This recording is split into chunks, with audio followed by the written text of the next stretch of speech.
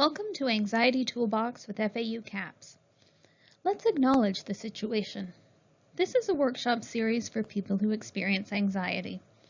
Some of you may feel anxious about proceeding through this workshop. That's normal and to be expected. Good for you for participating anyways. Actually, exposure to anxiety-provoking situations is a major tool in managing anxiety. We'll talk more about this later. But for now, good job. Hopefully, as we move forward in the workshops, you will find your anxiety decreasing. We'll start by giving a brief summary about what Anxiety Toolbox is and what you can expect while participating in these workshops. As you may have read in your workbook, there are 3 sessions for Anxiety Toolbox. In order to get the most from this seminar, we ask that you have your workbook during all the sessions. However, if you forget it, you can download a new one. Because the onset and causes of anxiety can vary from person to person, this seminar will not focus on identifying the cause for your individual experience. Instead, this seminar will focus on better understanding anxiety symptoms and on building skills to cope with anxiety. The 3 seminars are divided into content that builds upon itself. Today, in Session 1, we take a broad look at 4 symptom clusters of anxiety and introduce a method for slowing down and disentangling the experience of anxiety. In Session 2, we focus on increasing insight on the thought patterns that impact anxiety. Increasing awareness and understanding are major tools in addressing anxiety. In Session 3, we develop alternative responses to anxiety and create a personalized action plan for managing anxiety. There are in-session exercises and homework assignments. The assignments are for you and you only. You will not be required to provide your responses out loud at any time. We do ask that you write your responses in the workbook because many of the in-session exercises build upon each other. To complete some written worksheets, you will be asked to look back and/or elaborate on a prior assignment from time to time. This seminar provides a lot of information in a very short period of time. At times, you may feel somewhat overwhelmed by all the information. That's okay. Remember, the workbook is yours to take with you, and we strongly encourage you to review the materials between sessions. In order to build coping skills, regular practice is essential. The more you practice, the more you're going to get out of this. We hope that you will use some of the time between sessions to practice these skills. If you don't complete a homework assignment, please come to the seminar anyway. Today we're going to talk about several topics. We are going to discuss the difference between stress and anxiety and how stress can actually be a good thing. Talk about what anxiety is and what's happening in your body when anxious. Talk about symptoms of anxiety and how they interact. Practice a breathing exercise to manage your anxiety symptoms. End with a discussion on sleep, how it can impact your mood and functioning, and review tips for better sleep. Before we dive in, let me highlight that in your workbook you'll find information sheets on much of what we talk about throughout the seminar. Feel free to take notes on those worksheets if you want to, but no pressure, it's not required. So let's start by talking about what stress and anxiety are. Oftentimes we use the terms stress and anxiety interchangeably, but they are actually different when it comes to diagnosable anxiety disorders. Clinical anxiety and everyday anxiety or stress often look similar and share the same arousal response. Arousal basically means being alert physically and mentally, so they both trigger people to become more alert. They also share many of the same symptoms. Here are ways we can distinguish between the two. Stress or everyday anxiety is a response to a known environmental factor. Symptoms usually go away when the stressor goes away. Is something we all experience at some point in our lives. Can be motivational.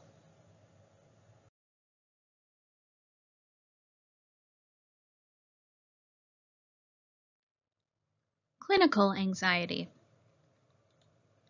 can occur with chronic stress, a major stressful event, or it can occur when there is no identifiable stressor. Symptoms persist even after the stressor has passed. Symptom intensity is exaggerated compared to what one would expect in a particular situation. Causes significant distress and interferes with your daily life. Is not motivational. Is perpetuated by avoidance, which we will discuss later. Anxiety can take many different forms and may or may not be diagnosable. Anxiety ranges in severity from everyday anxiety and stress to a diagnosable anxiety disorder. For a list of the differences between stress and clinical anxiety, and for more information about various anxiety diagnoses, I encourage you to take some time after or between sessions to see page 39 and 40 of the appendix. For now, I want to highlight the part about stress or everyday anxiety as a motivator, and high levels of anxiety as a hindrance to performance. Please turn to page 7 for a visual of the Yerkes-Dodson model of arousal and performance. The idea here is that someone who has no stress or anxiety, aka no arousal, has little motivation to perform and keep up with their responsibilities. Whereas someone with too much anxiety or arousal may attempt to avoid the situation or perform poorly due to their symptoms. However, with a moderate level of arousal from stress or anxiety, a person is likely to be motivated to prepare, concentrate, or do whatever is necessary for the situation without becoming debilitated or avoidant. For example, some stress before a test or deadline may motivate and energize you to study. However, with minimal or no stress, you may say, "Why bother studying?" and decide to wing it. With too much anxiety, you may feel overwhelmed, hopeless, and avoid studying at all. Let's talk about avoidance, which is a common response to feelings of anxiety. Take a look at the graph on page 7 to help visualize how avoidance relates to anxiety. Often when people have an anxiety-provoking situation, they experience numerous uncomfortable physical, emotional, and cognitive symptoms. In an effort to avoid the uncomfortable experience of anxiety, people avoid the anxiety-provoking situation altogether. For example, some people who sign up for this workshop avoid the anxiety triggered by starting the workshop by not coming at all. Initially, the avoidance brings a sense of relief. However, every time we avoid an anxiety-producing situation, our anxiety is reinforced. The brain sees it like this. When I avoid this situation, I feel better. I guess I should try to avoid it next time too. The avoidance anxiety roller coaster repeats. But the short-term relief of avoidance and escape comes at a high cost. Avoidance and escape contribute to the persistence of anxiety and reduces a person's level of daily functioning. This is why exposure, or doing things you typically avoid because of anxiety, is beneficial. Exposing yourself to the anxiety-provoking situation helps you to see the situations more realistically and increase your tolerance for anxiety. For example, those of you who experienced anxiety about coming to today's workshop will likely feel less anxious about coming to the next workshop.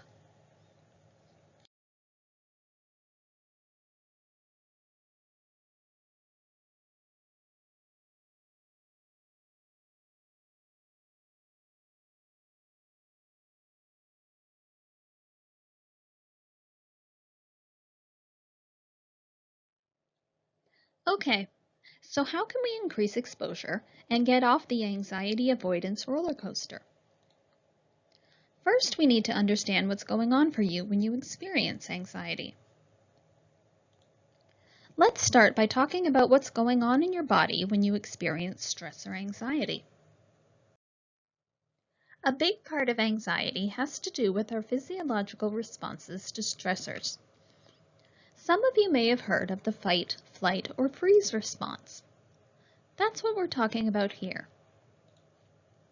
Essentially, the most primitive part of our brain, our amygdala, has an evolutionary basis in protecting us from danger. This is a good thing. Our amygdala is our body's anxiety switch.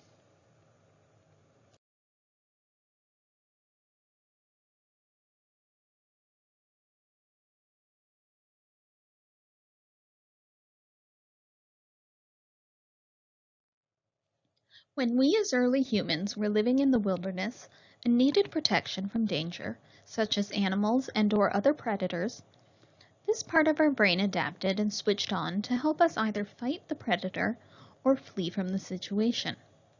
Fighting or fleeing, aka avoidance, was our brain's adaptive response to danger. Researchers later acknowledged that in addition to fighting or fleeing, we may also respond by freezing when we perceive danger. It's not as commonly discussed, but it's also an adaptive response. The freeze response is more of an automatic shutdown in functioning, like a deer caught in the headlights. Let's think about this. If you were hiking, confronted by a dangerous animal, and the amygdala, the anxiety switch, switched on, what might you feel happening in your body? Let's turn to page 8 in the workbook to learn more about the responses you might have. Take a look at the symptoms listed. Put a check mark next to the ones you have experienced.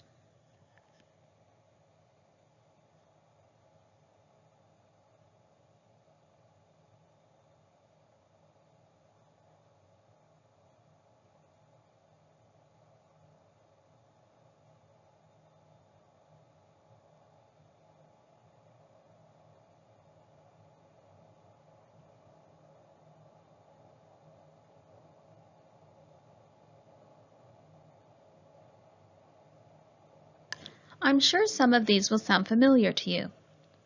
These are the fight or flight responses triggered by our amygdala. These responses saved us from danger as early humans, and they save us from danger today. So they are very helpful and adaptive when it comes to life-threatening situations. But typically, the threats that we face today that trigger the physiological responses are not life-threatening, right? When was the last time you had to escape from a dangerous animal? Exactly. So what are the anxiety-provoking threats or situations we face today? Some of the threats that may come to mind might include tests, social interactions, going on a date, or meeting new people. So the threats are different, but our brains react just like they did when we were early humans dealing with life-threatening situations. The fight, flight, or freeze system is getting mistriggered because our brains are not distinguishing between life-threatening and non-life-threatening stressors. It's like a false alarm that is constantly going off. Our amygdala gets stuck in the on mode, so we run away from or fight danger all day long and tire ourselves out. Further, the amygdala learns that this level of arousal and anxiety, this constant on mode, is the new norm, and the amygdala adapts and adopts this new elevated level of anxiety for your body. This may be why you feel anxious all the time. So the fight, flight, or freeze response triggered by the amygdala contributes to physiological symptoms of anxiety. These physiological symptoms are one of the uncomfortable things that we avoid when we avoid anxiety-provoking situations. But they are only one component of a greater picture of anxiety. Let's get a fuller picture. As we talk about anxiety, we will be using a specific model called cognitive behavioral therapy, or CBT. This model is evidence-based in treating anxiety. The CBT model focuses on interactions between symptoms in 3 areas: thoughts, feelings, and behaviors. When we talk about anxiety, we add physical sensations to this model because, as we discussed, physical sensations are a major part of the anxiety experience. So in these 3 sessions, we'll focus on 4 symptom clusters: physical, emotional, behavioral, and cognitive responses. Page 9 in your workbook has a visual of the model and an example. This diagram illustrates how each of these symptom categories interact with and impact the others.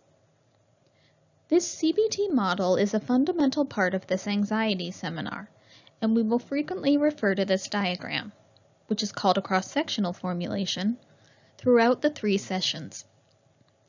At the top of the page, you fill in a situation, something that happened, or an occasion during which you felt anxious. Before completing our own personal cross-sectional formulation, it is important to acknowledge that for some of us, this activity, thinking about and writing down our anxiety symptoms, may increase our current anxiety.